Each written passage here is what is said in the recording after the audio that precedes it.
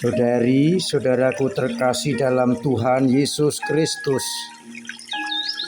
selamat pagi dan berkah dalam. Kita bertemu kembali dalam renungan harian kita, Kamis 8 Desember 2022. Hari ini gereja merayakan Santa Peran Maria dikandung tanpa noda dosa. Kita memperingati seorang ibu yang diistimewakan, yang tidak terkena warisan dosa Adam dan Hawa. Ia sejak semula sudah dipersiapkan menjadi ibu penebus, maka semua dosa dijauhkan daripadanya. Ia dikandung tanpa noda dosa sebagai persiapan menjadi tahta sang penebus di dalam rahimnya. Maria diberi tempat istimewa karena ia yang mengiyakan tawaran Allah atas datangnya Sang Penyelamat. Dalam rahim Maria, perawan yang murni, Allah menemukan singgasana yang pantas bagi putranya. Melalui Bunda Maria, kutuk diganti dengan berkat. Maka pantaslah kita semua memuji, meluhurkan Bunda Maria yang rela menjadi ibu penebus. Maka Bunda Maria dibebaskan dari segala noda dosa agar pantas menjadi kediaman bagi Sang Putra. Bacaan Ekaristi hari ini, khususnya bacaan Injil, berbicara soal kabar sukacita dari malaikat Gabriel kepada manusia yang diterima oleh Bunda Maria. Ada dialog antara Bunda Maria dan malaikat. Menarik dialog itu untuk kita renungkan.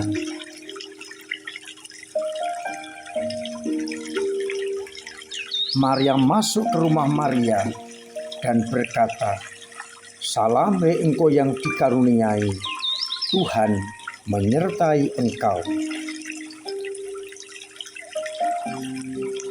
Maria terkejut mendengar perkataan itu dan tidak tahu artinya. Ia hanya bertanya dalam hati, apa arti salam itu? Kemudian malaikat melanjutkannya, "Engkau beroleh kasih karunia di hadapan Allah. Sesungguhnya engkau akan mengandung dan melahirkan seorang anak laki-laki, hendaknya engkau namai Yesus. Ia akan menjadi besar dan disebut Anak Allah yang Maha Tinggi. Dan Tuhan Allah akan mengaruniakan kepadanya tahta Daud, bapa leluhurnya," dan seterusnya. Mendengar itu, bahwa Maria akan mengandung, Maria sebenarnya protes dengan mengatakan atau memberikan jawaban, "Bagaimana hal itu mungkin terjadi karena aku tidak bersuami atau belum bersuami?" Dan malaikat menjawab, "Roh Kudus akan turun atasmu dan kuasa Allah yang Maha Tinggi akan menaungi engkau." Dan seterusnya. Setelah mendengar perkataan malaikat yang memberikan jaminan Roh Kudus kepada Maria, Maria tidak lagi ragu-ragu tidak lagi protes, tidak lagi takut. Ia menyerah. Maka kata Maria, "Sesungguhnya aku ini hamba Tuhan, jadilah padaku menurut perkataanmu itu." Saudari-saudaraku terkasih dalam Kristus, Bunda Maria yang diberi kabar mengejutkan dalam hati, atau bahkan ia katakan agak protes. Bagaimana itu mungkin terjadi? Karena aku belum bersuami. Namun ketika malaikat memberikan Roh Kudus sebagai jaminannya, Roh Kudus akan turun atasmu, Bunda Maria langsung dengan rendah hati menyerah pada kehendak Tuhan. "Aku ini hamba Tuhan, jadilah padaku menurut perkataanmu itu."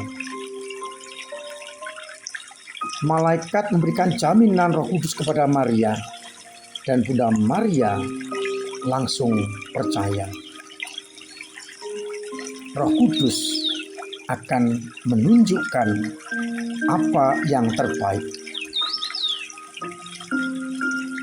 Pertanyaan pertama untuk kita renungkan,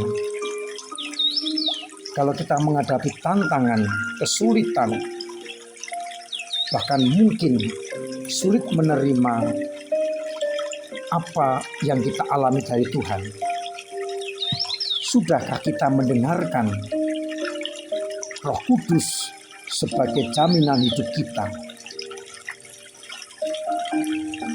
Atau kita mencari jaminan dari yang lain?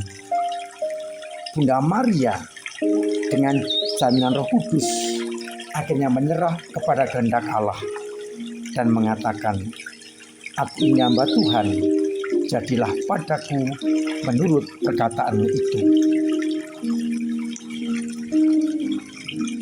Yang kedua yang menarik adalah Allah lewat malaikat Gabriel menyampaikan tawaran. Dengan demikian memberikan kebebasan kepada manusia untuk menjawab ya atau tidak.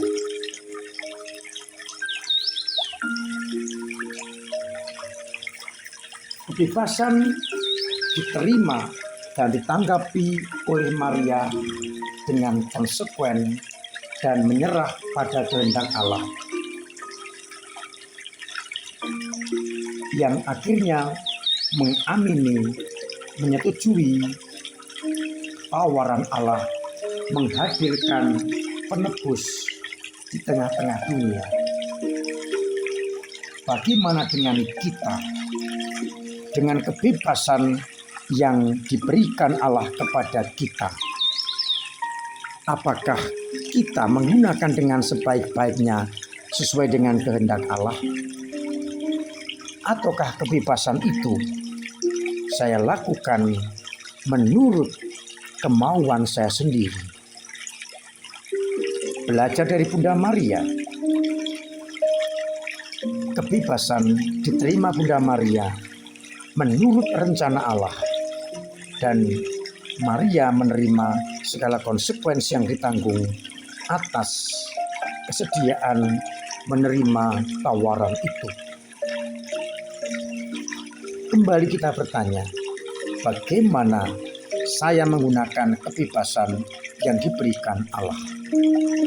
Apakah untuk keselamatan dan sukacita banyak orang, ataukah saya gunakan untuk mencari kesenangan pribadi yang kadang-kadang atau bahkan seringkali melawan kehendak Allah? Berkaca dari Bunda Maria, hendaknya kita sungguh benar-benar berani menggunakan kebebasan ini untuk melaksanakan kehendak Allah. Mari bersama-sama kita meneladani Bunda Maria yang sungguh berani mengandalkan Roh Kudus dalam hidup kita dan menggunakan kebebasan pertama-tama untuk melaksanakan kehendak Allah demi keselamatan banyak orang. Dan semoga kita pun berusaha agar selalu terbebas dari dosa yang selalu mengintai kita. Kita mohon rahmat Tuhan agar kita dimampukan untuk menyingkirkan hal-hal yang dapat menjerumuskan kita kepada kedosaan. Tuhan memberkati kita sekalian. Amin. Marilah kita berdoa. Bapa yang penuh kasih, kami bersyukur karena kami telah Engkau pilih menjadi anak-anak-Mu dan Kau selamatkan berkat kesetiaan Bunda Maria menerima tawaran dari-Mu. Semoga kami sebagai anak-anak-Mu juga berani menerima tawaran atas jaminan Roh Kudus kepada kami, agar dengan demikian kami tidak egois tapi memikirkan orang lain. Bantulah umat kami yang imannya lemah, yang hampir putus asa, agar kembali tegak seperti Bunda Maria, percaya hanya kepadamu. Bantulah umat-Mu yang sedang sakit, semoga Engkau sembuhkan. Yang punya beban berat, Engkau ringankan. Yang punya persoalan, Engkau urai. Dan yang kesulitan ekonomi, Engkau bantu sesamanya. Biarlah akhirnya banyak orang sungguh mengerti, mengenal kehendak-Mu.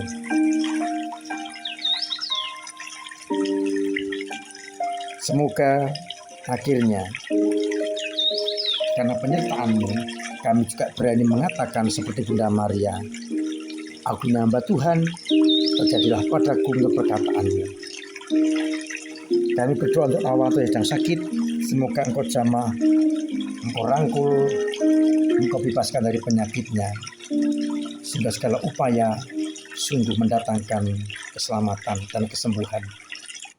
Kuatkan ia dan keluarganya, istri dan anak-anaknya, agar segala upaya sungguh membuahkan hasil yang menggembirakan bagi Nawanto dan keluarganya.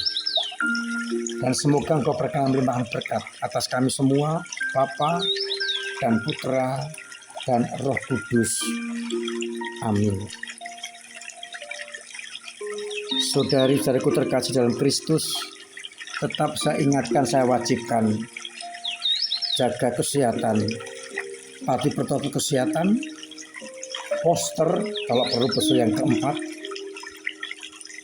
pola hidup sehat, jaga jarak, pakai masker, cuci tangan, agar kita sungguh-sungguh mendapatkan kesehatan yang prima.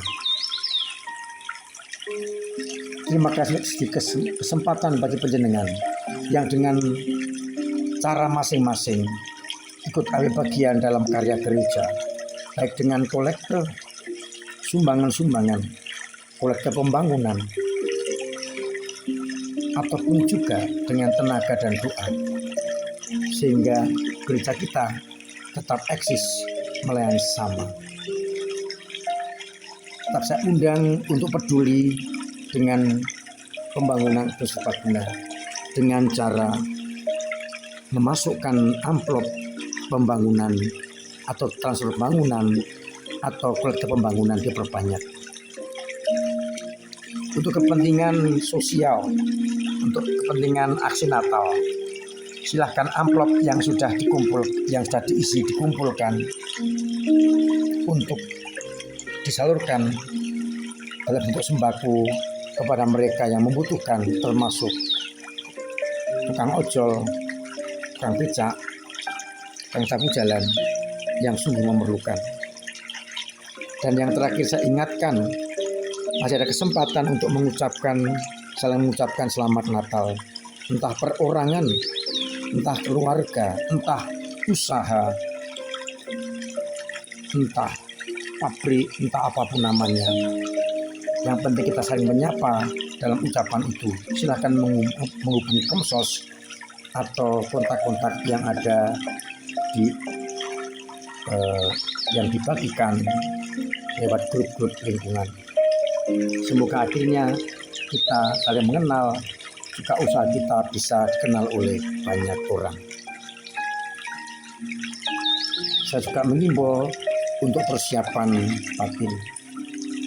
Maka mulai tanggal 12 sampai 17 tiap sudah misa pagi, kesempatan mereka merasakan tobat, dan tanggal 13, 14, 15 sore kesempatan menerima sakramen tobat secara pribadi untuk umum.